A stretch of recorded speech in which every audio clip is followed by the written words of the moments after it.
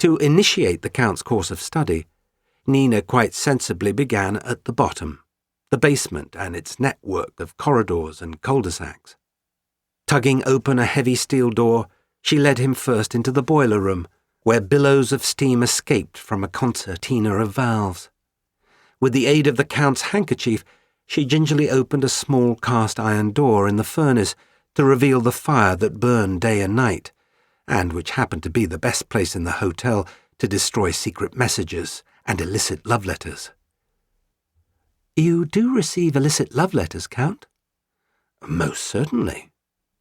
Next was the electrical room, where Nina's admonition that the Count touched nothing was quite unnecessary, since the metallic buzzing and sulphurous smell would have counselled caution to the most reckless of adventurers. There, on the back wall, amidst a confusion of wires, Nina showed him the very lever that, when pulled, could throw the ballroom into darkness, providing perfect cover for the snatching of pearls. After a turn to the left and two to the right, they came to a small cluttered room, a sort of cabinet of curiosities, showcasing all the items that the hotel's guests had left behind, such as umbrellas, Baedekers, and the weighty novels they had yet to finish but could no longer bear to lug about. While tucked away in the corner, looking no worse for wear, were two small oriental rugs, a standing lamp, and the small satin-wood bookcase that the Count had abandoned in his old suite. At the far end of the basement, as the Count and Nina approached the narrow back stair, they passed a bright blue door. "What do we have here?" asked the Count. Nina looked uncharacteristically flummoxed. "I don't think I've been inside." The Count tried the knob. "Ah, well, I'm afraid that it's locked." But Nina looked left and looked right. The Count followed suit. Then she raised her hands under her hair and unhooked the delicate chain that she wore around her neck. Dangling at the bottom of the golden parabola was the pendant the Count had first observed at the piazza, but it was neither a lucky charm nor locket. It was a pass-key for the hotel. Nina slid the key from its chain and handed it to the Count so that he could do the honours.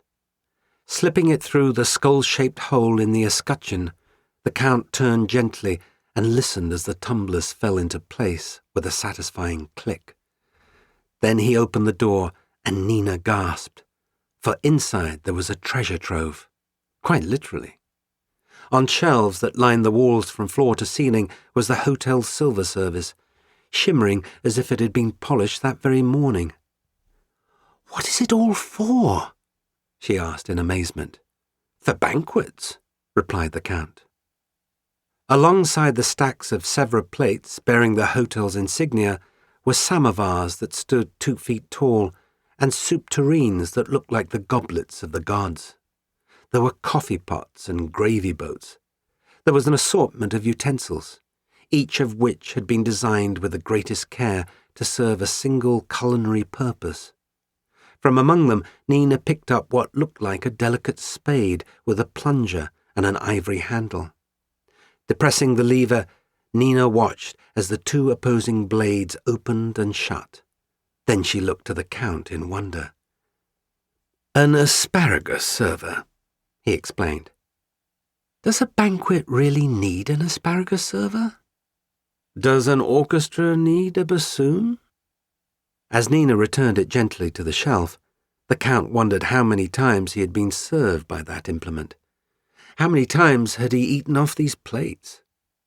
The bicentennial of St. Petersburg had been celebrated in the Metropole's ballroom, as had the centennial of Pushkin's birth and the annual dinner of the Backgammon Club.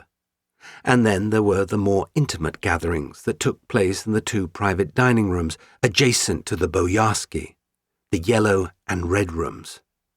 In their heyday, these retreats were so conducive to frank expressions of sentiment that if one were to eavesdrop at their tables for a month, one would be able to anticipate all of the bankruptcies, weddings, and wars of the year to come. The Count let his eyes wander over the shelves, then shook his head to express a sense of mystification. Surely the Bolsheviks have discovered this windfall. I wonder why it wasn't carted off." Nina responded with the unclouded judgment of a child. "Perhaps they need it here." Yes, thought the Count, that is it precisely. For however decisive the Bolsheviks' victory had been over the privileged classes on behalf of the proletariat, they would be having banquets soon enough. Perhaps there would not be as many as there had been under the Romanovs. No autumn dances or diamond jubilees, but they were bound to celebrate something, whether the centennial of Das Kapital or the silver anniversary of Lenin's beard. Guest lists would be drawn up and shortened. Invitations would be engraved and delivered.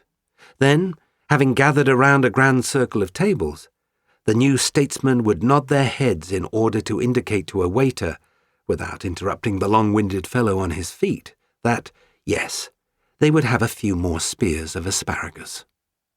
For pomp is a tenacious force, and a wily one too. How humbly it bows its head as the emperor is dragged down the steps and tossed in the street.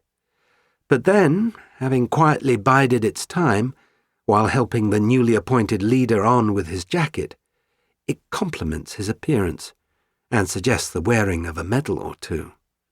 Or, having served him at a formal dinner, it wonders aloud if a taller chair might not have been more fitting for a man with such responsibilities. The soldiers of the common man may toss the banners of the old regime on the victory pyre, but soon enough trumpets will blare and pomp will take its place at the side of the throne, having once again secured its dominion over history and kings. Nina was running her fingers over the various serving implements with a blend of admiration and awe. Then she came to a stop. "What is that?" On the shelf behind a candelabra stood a 3-inch tall woman fashioned from silver with the hoop skirt and towering hair of a Marie Antoinette. "It's a summoner," said the Count. "A summoner?" "To be placed on the table beside the hostess." The Count picked up the little lady by her bouffant, and when he waggled her to and fro, out from under her skirt came that delightful jangle, at a high C, that had prompted the end of 1,000 courses and the clearing of 50,000 plates.